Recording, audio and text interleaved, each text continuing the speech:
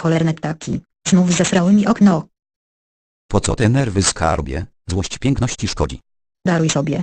Gówniarzu. Przekleństwa w twych ustach brzmią jak harfa.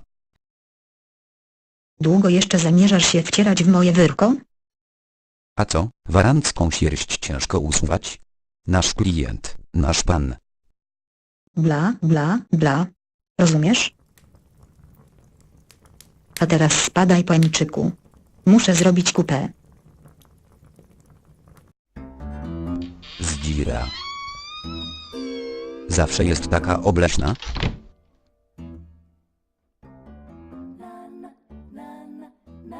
Serwus chłopaki. Co słychać? Do diabłów, jak ja nie cierpię tych baranczyków. Lua, chodź no tu do mnie. Szaraki się na ciebie skarżą. Mateczko, jak długo będziemy ich znosić? Cichaj. Nie płacą, straszą nas i są brudni. A chcesz, by obcięli ci uszy jak małej Soni? Zrób coś. Słyszysz? Ała. Zachowuj się. Nawet straż nic nie robi. Nie tobie jednej to się nie podoba. Pomóż przy barze. Się robi. Cześć, masz może arszenik? Nie, kochana. A po co ci? Dodałabym go tym szarodupom do wina. Super. Obserwowałem go, odkąd znaleźliśmy trupy. Jego nos może być jak krosta na dupsku. Może mieć rację, szefie. Ale może dzięki temu, że reprezentuje jego ojca. Może zechcieć się pokazać. Hej przystojniaki. Helo Laluniu. W życiu bym nie pomyślał, że zjawi się tu jakiś warancki porucznik i zechce nawiązać sojusz z Szadu.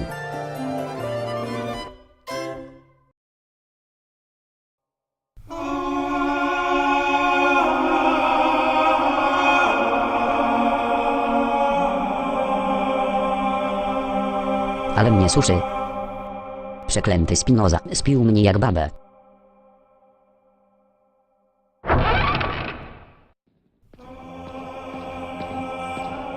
Jaka ogromna świątynia przyprawia o deszcze.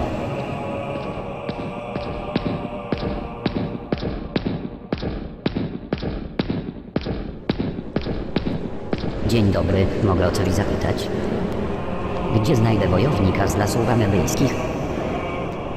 Albo młodego wilka z cesarskiej straży? Chyba mi nie pomogą.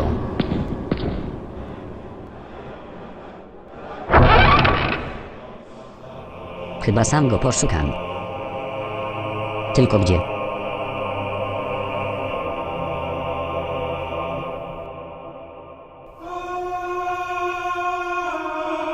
Jest tu kto?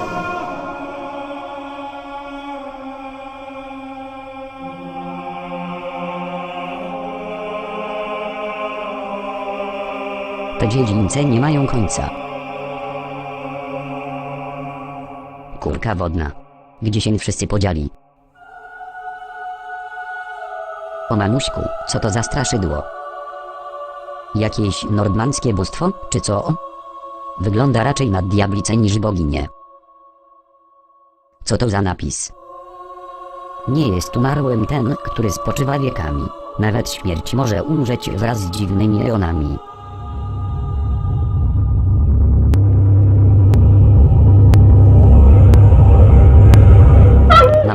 to mruga. Oczy wykonane są z Miki. Nie tobie jednemu wydaje się, że ten posąg żyje. Ale widziałem. Zresztą, nieważne. Kim jesteś? Najodpowiedniejszą osobą, bez względu na to, z czym przychodzisz do tego klasztoru. Ten napis ładnie wygląda, prawda? Cóż, trudno mi powiedzieć. Ogólnie rzecz biorąc, mamy mieszane uczucia co do tego grobowca. Grobowca? O tak, to jest grobowiec. Te, które widziałeś na wielkim cmentarzysku, były z pewnością inne. Skąd wiesz, że tam byłem? Po nosie widać, że jesteś Warantczykiem. Musiałeś tamtędy przyjść. Kto tu jest pochowany? Nikt. Wielu chciałoby ten posąg stał się pomnikiem czasu niepokoju. Jeszcze inni uznali go za wyobrażenie nowego bóstwa. Czas niepokoju? Masz na myśli powstanie niewolników? Niewolnicy byli większością, ale zawsze gdy gdzieś na świecie rozpętuje się rokosz, każdy postępuje według własnych priorytetów. Zwłaszcza ty powinieneś o tym wiedzieć, młody Warantczyku. Dlaczego akurat ja? Dziś Warant nie jest jednomyślny, jak niegdyś Nordmandia. Poza tym ten, co cię przysłał, chyba opowiadał ci nordmanckie dzieje. Jeremus, skąd to wiesz? I nic mi nie opowiadał. Ściany mają uszy, synu, a ty masz niewyparzony język. Poczekaj, opowiedz mi coś o Jeremusie. A co chcesz wiedzieć, synu? Albo ja wiem. Kim wcześniej był, co robił, co z jego rodziną. A nie przyszedłeś tu w jakiejś innej sprawie? W sumie tak. Szukam Azraka. Chciałbym także porozmawiać z cesarskim strażnikiem. Zadajesz tak wiele pytań na raz, bez składu, za szybko. Chyba jednak ci nie pomogę. Czemu? To co mamy zrobić do cholery? Zaniechaj poszukiwanie Shadow. Pchy, widzę, że wszyscy już wiedzą. On nie opuści Nordmandii, tracisz czas. Dlaczego? Nie wiem. Ale Jeremus go potrzebuje. W końcu to jego ojciec. Och, myślisz, że to będzie jakiś argument? Argument? A co tu argumentować? Powiedz mi, mnichu. Czy ty wiesz, gdzie jest Shadow? Tego nikt nie wie i z pewnością nikt go nie znajdzie. No dobrze, a gdybym zadał ci dwa inne pytania. Słucham. Czy wiesz coś o Skomandr? Albo o niebieskim piasku? No dobrze, odpowiem na co tylko zechcesz. Naprawdę?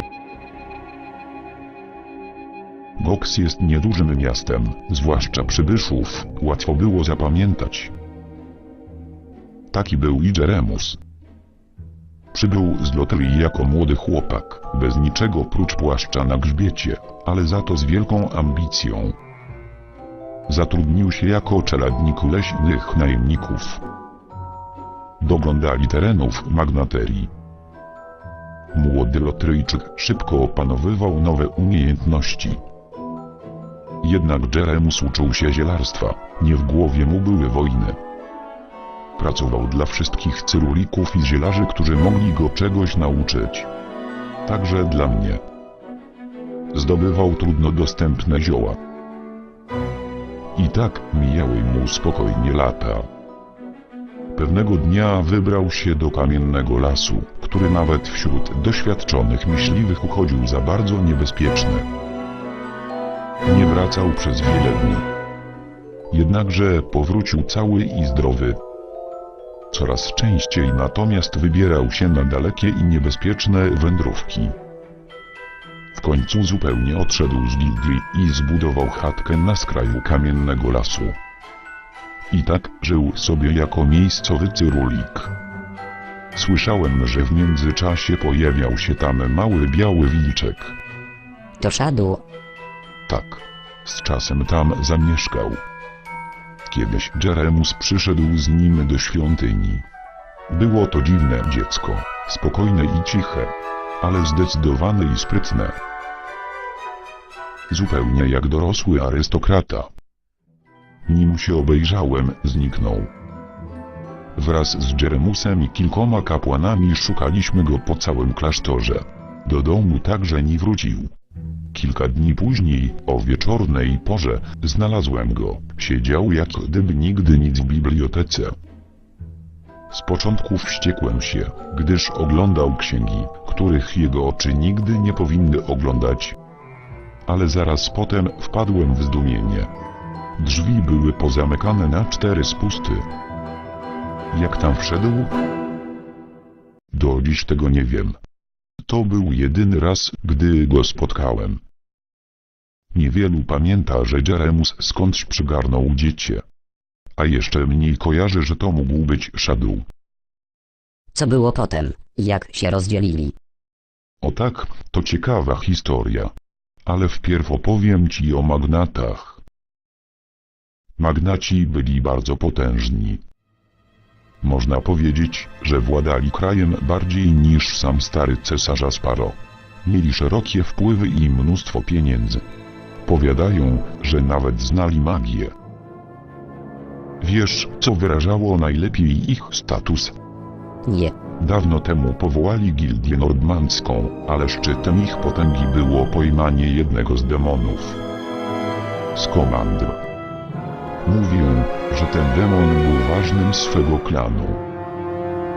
Uśmiercił całe legiony wilków, zanim magowie znaleźli sposób, jak go pojmać. Nie wiadomo dlaczego, ale Jeremus zaczął bardzo mocno ingerować w tę sprawę. Powiadają, iż wdarł się do zamku Asparo i zażądał nieingerowanie w sprawy demonów. Jednym słowem chciał uwolnienia Skomandr. Jeremus długo nie dawał się pojmać, ale w końcu nie dał rady. Arystokracja budowała coraz to więcej zamków, więc zniewolony trafił na roboty do kopalni magnatów. Do niewoli mógł trafić każdy, Nordmanczyk czy nie. I zwykle, długo nie pożył. Jeremus nie wahał się. Wkrótce wszczął bunt, dzięki któremu kopalnie pełne niewolników, jedna po drugiej, zaczęły się wyswobadzać. Walki przeniosły się do miast i wsi. Ulice zalewały rzeki krwi. W końcu stało się coś strasznego. Widziałem w oddali płonące jak pochodnie siedziby magnaterii, co do jednej, nad fortecą, gdzie trzymano Skomandr, pojawił się tajemniczy cień. Wśród czerni nocy widać też było przerażające istoty. Wszystko skończyło się z rana. Z murów nie pozostał kamień na kamieniu. Cmentarzysko, które mijałeś, było tą główną fortecą. Naprawdę? Nie do wiary. Idziesz czy nie? Tajemnicze istoty również zniknęły i nigdy więcej już o nich nie słyszano. Tak samo jak ona. Istota piękna, jak płatek śniegu. Podobno gdyby nie ona, powstanie ległoby w gruzach. Kogo właściwie przedstawia ten posąg? Tego nie wiem. Ale na pewno nie była z tego świata. Ojcze. Czym właściwie są Skomandr? Trudno powiedzieć. Większość historii to tylko lokalne legendy, ale na pewno esencją ich istnienia jest magia. A niebieski piasek? Jasnowidzowie, astrologowie, święte księgi. Wszystko to mówi o niebieskim piasku w chwili śmierci. Więcej ci nie powiem. Dlaczego? Koniec. Mogę chociaż porozmawiać ze strażnikiem? Wykluczone.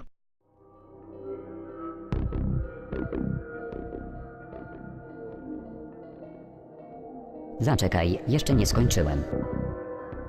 Jak już mówiłem, nie szukaj Shadow. Ale Nie, to